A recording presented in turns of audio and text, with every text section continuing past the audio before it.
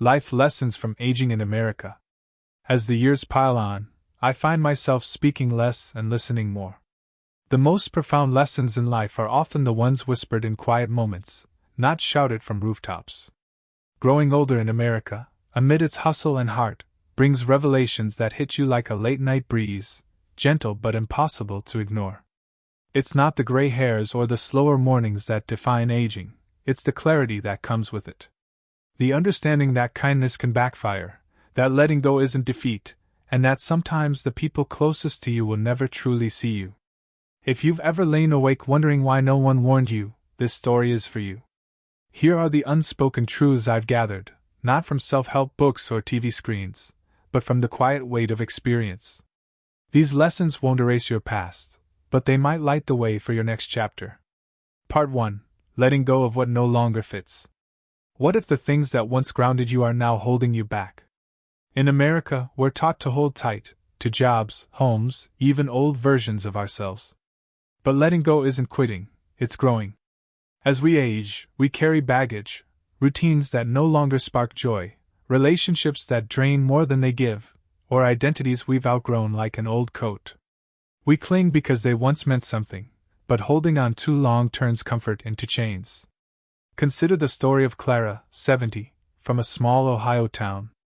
After her husband passed, she kept their farmhouse unchanged, his toolbox in the garage, his coffee mug on the counter. It felt like loyalty. But the house grew heavy, a museum of grief. One day, her grandson spilled juice on that mug, and it cracked. Clara wept, not for the mug, but for the release. She realized she didn't need objects to hold his love. It lived in her. Letting go meant sorting through the house, donating what no longer served, and making space for new memories. It wasn't betrayal, it was freedom. I learned this in a different way. When I retired, I kept all my company logo shirts.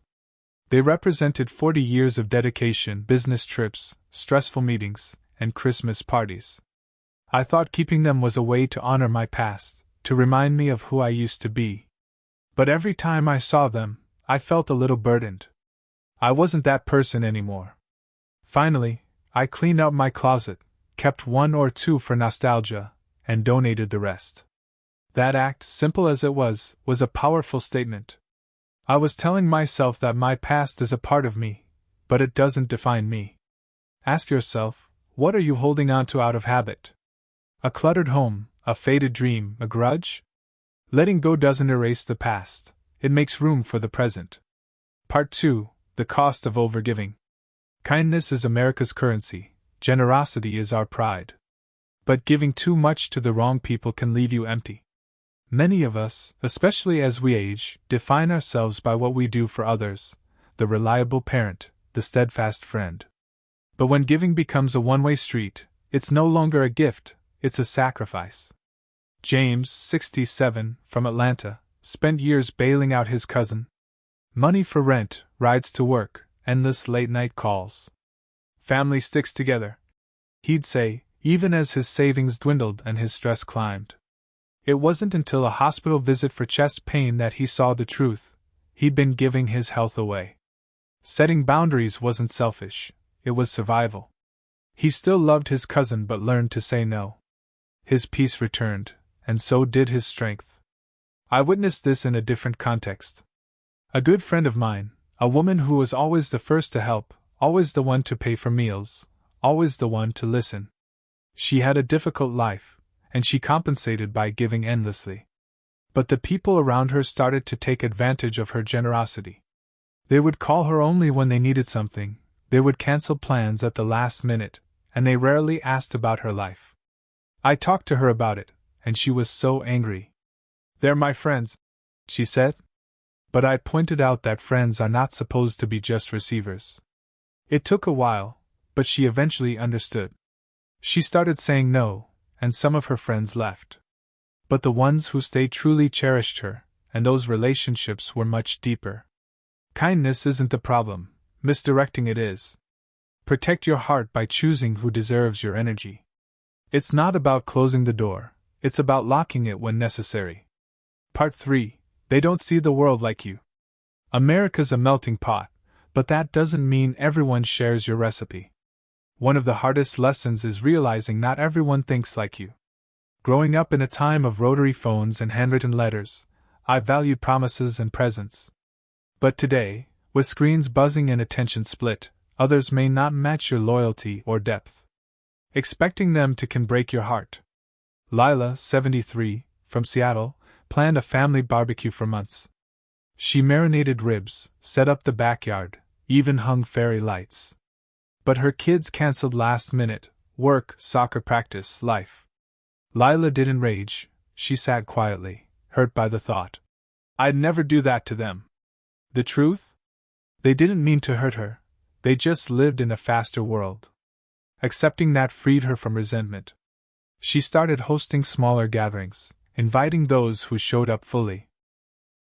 The truth is, I went through this with my own children and grandchildren.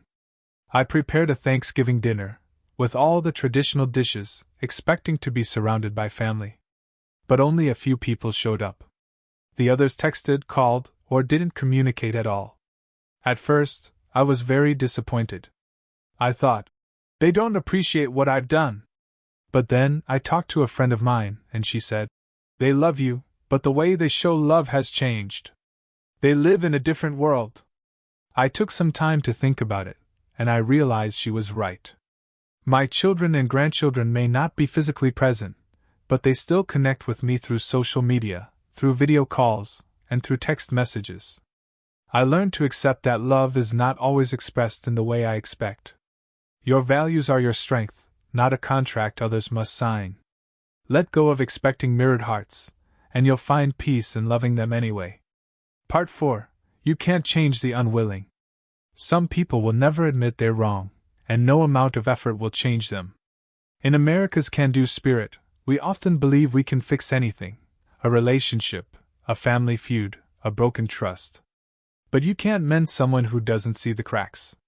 Dorothy, 69, from Texas, spent decades trying to soften her sister's sharp tongue. She sent articles, suggested heart-to-hearts, even prayed for change. But her sister dismissed every effort. You're too sensitive. Dorothy's breakthrough came when she stopped trying. She didn't cut her sister off, she just stopped begging for understanding. Her energy returned, and she poured it into her garden, her church, herself. I had a similar relationship with an old friend. He was always critical, judgmental, and spoke with a harsh tongue. I tried to change him for years. I talked to him, I sent him books, I tried to make him laugh.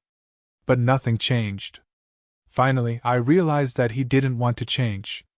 He was comfortable with his negativity, and he didn't care what I thought. I didn't cut off the friendship, but I stopped trying.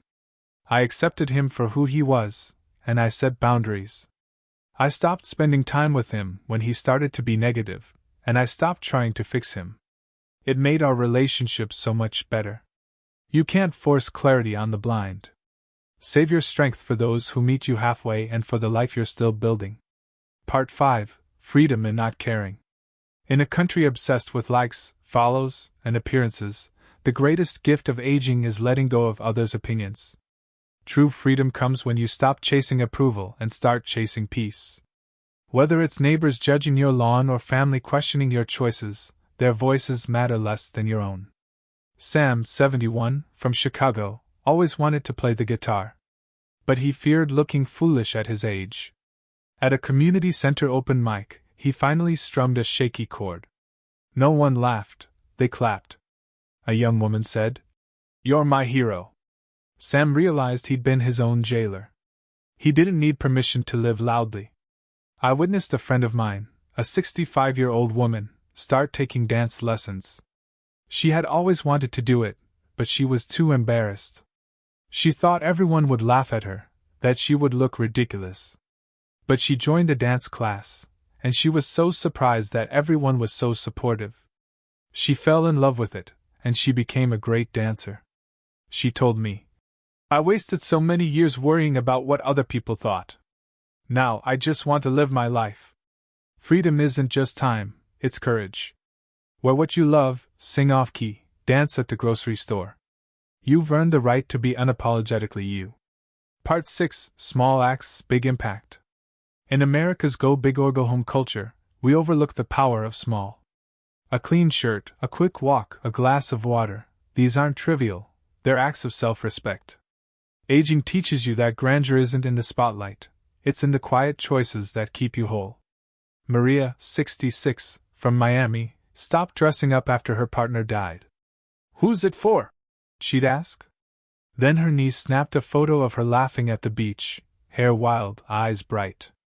Maria saw herself anew. She started small, a bright scarf, a touch of lip balm. Not for others, but for the woman in the mirror. My health is not what it used to be, and I have learned that small acts can make a big difference. Sometimes, just getting up from my chair and walking a few laps in my house is enough to make me feel better. Just taking a few minutes to breathe deeply is enough to make me feel calmer. Just drinking a cold glass of water is enough to make me feel more alert.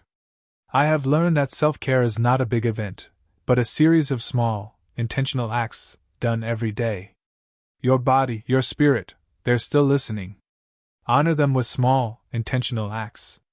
A neat appearance, a moment of movement, a sip of water. These are love letters to yourself. Final thoughts: choosing peace. Aging in America is a journey through noise and ambition, but the destination is peace. You don't need closure to move on. You don't need apologies to forgive. You don't need permission to live fully. The quiet power of aging is choosing what to carry and what to set down. Lighten your load, not out of anger, but wisdom. If these lessons resonate, reflect on one thing you'll release or embrace today. Maybe it's a grudge, a habit, or a small act of care. Share it below. Your story might spark someone else's courage. And if this speaks to you, type 1 for letting go, 2 for forgiving, or 3 for choosing yourself. Keep walking this path, not just with steps, but with heart.